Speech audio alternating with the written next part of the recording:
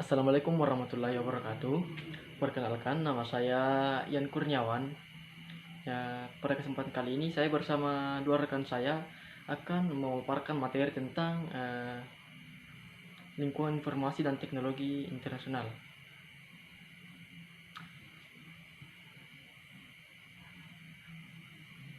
Nah, yang pertama, internet sebagai penemuan fenomenal. Zaman seperti ini, siapa lagi sih yang tidak mengenal yang namanya internet? Bahkan dari anak kecil sekalipun hingga orang dewasa, semua hampir tahu ya yang namanya internet. Karena dalam keseharian kita, eh, hampir seluruh kegiatan digunakan untuk mengakses internet seperti Facebook, eh, WhatsApp, dan lain-lain. Bahkan di saat pandemi seperti ini, kita menggunakan internet sebagai media pembelajaran bagi siswa dan media untuk kuliah bagi para mahasiswa, bahkan digunakan para pebisnis untuk melakukan bisnis mereka. Nah, tapi sebelum itu, apakah kita pernah bertanya apakah sebenarnya itu internet yang disebut dengan internet, dan bertanya bagaimana sih sebenarnya perkembangan internet itu, siapa sih yang menciptakan internet, dan bagaimana sih manfaat internet itu terhadap komunikasi, informasi, dan lain-lain. Nah, di sini kita akan bahas ya. Yang pertama, pengertian internet. Internet itu adalah suatu jaringan komunikasi yang menghubungkan suatu media dengan media yang lainnya secara meluas. Itu pengertian internet secara umum. Nah, kemudian pengertian internet menurut para ahli, yang pertama menurut Sibero tahun 2011, ya, yang mengatakan bahwa internet atau juga yang merupakan kependekan dari interconnected network adalah sebuah jaringan komputer yang menghubungkan antara komputer secara global. Nah, sedikit kita membahas tentang sejarah perkembangan internet ya. Jadi di tahun 1960-an itu terdapat Departemen Pertahanan dari Amerika Serikat lewat Advanced Research Project Agency yang disingkat juga sebagai ARPA, merintis suatu sistem jaringan bernama ARPANET. Nah, ARPANET ini adalah asal mulanya sebelum terbentuk teknologi internet di tahun 1980-an. Berubah internet mulai dipakai oleh kalangan terbatas ya, dan menjalankan fungsinya dengan menghubungkan berbagai kampus dari universitas yang populer di Amerika Serikat sendiri. Nah, yang terakhir adalah bagaimana sih manfaat internet bagi komunikasi internasional itu sendiri. Nah, yang pertama adalah internet di sini dapat menciptakan peluang bisnis internasional. Jadi internet itu sendiri memberikan peluang bagi pebisnis yang berada di seluruh dunia untuk memperluas bisnis yang mereka tekuni ya, atau mereka jalani.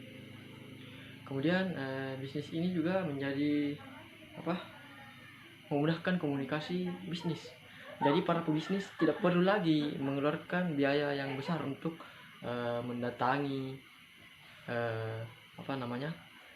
tempat-tempat atau untuk bertemu dengan seseorang, melainkan hanya menggunakan media internet berupa aplikasi video call untuk bertemu dengan untuk berbicara dengan seorang bertatap muka ya, melalui media video call.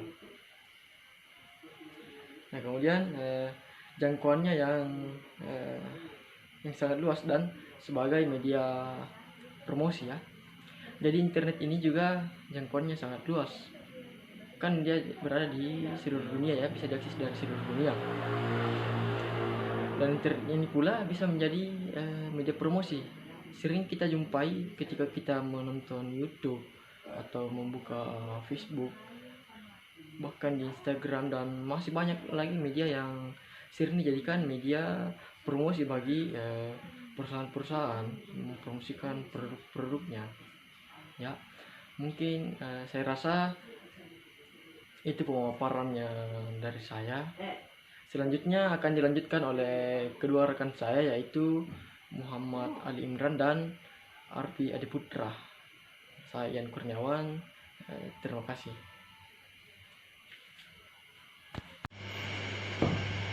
Assalamualaikum warahmatullahi wabarakatuh. Perkenalkan, nama saya Muhammad Ali Imran. Kali ini saya akan menjelaskan sedikit materi mengenai disruptive innovation. Yang pertama yaitu pengertian disruptive innovation. Disruptive innovation adalah inovasi yang membantu menciptakan pasar baru, mengganggu atau merusak pasar yang ada, dan menggantikan teknologi terdahulu. Inovasi disruptif mengembangkan suatu produk atau layanan dengan cara yang tak diduga pasar, umumnya dengan menciptakan jenis konsumen yang berbeda pada pasar baru dan menurunkan harga pada pasar lama.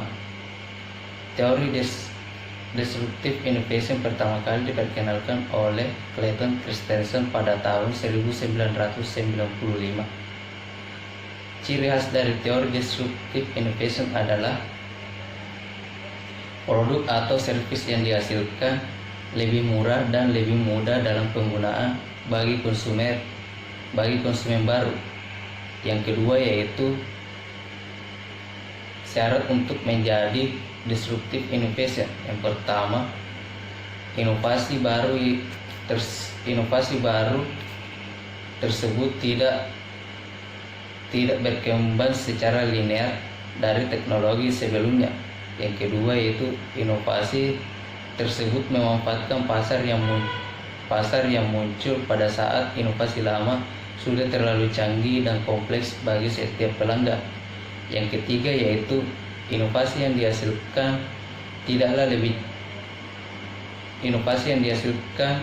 bukanlah inovasi yang canggih, justru inovasi disruptif sering berupa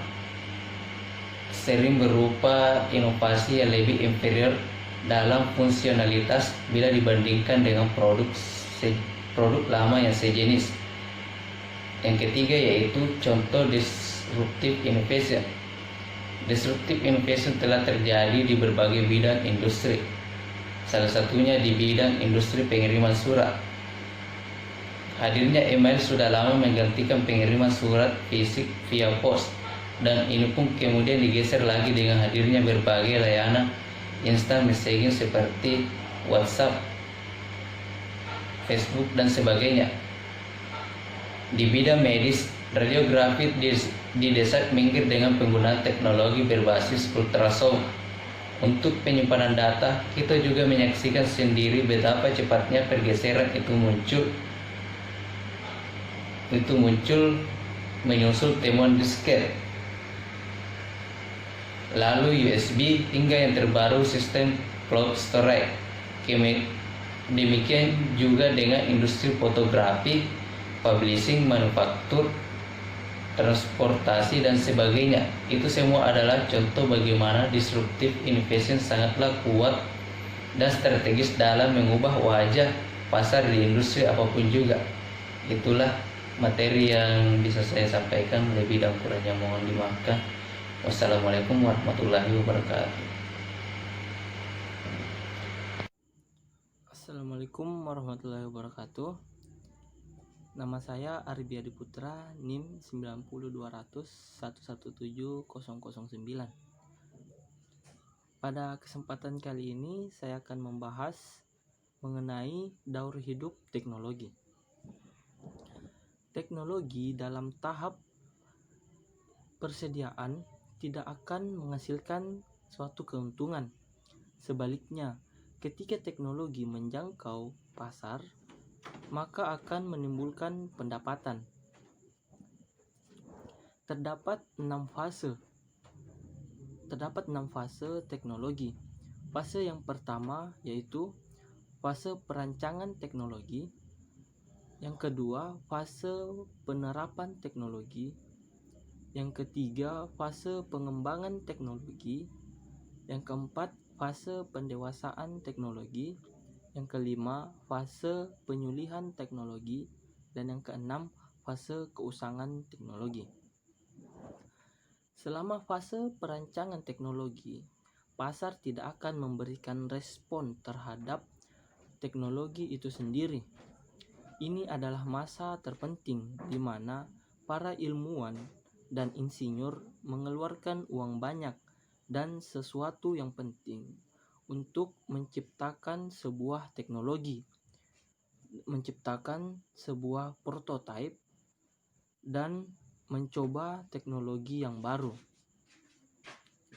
Sesaat setelah penerapan teknologi ini diluncurkan ke pasar, volume pasar akan mengikuti lajunya pertumbuhan teknologi, ditandai dengan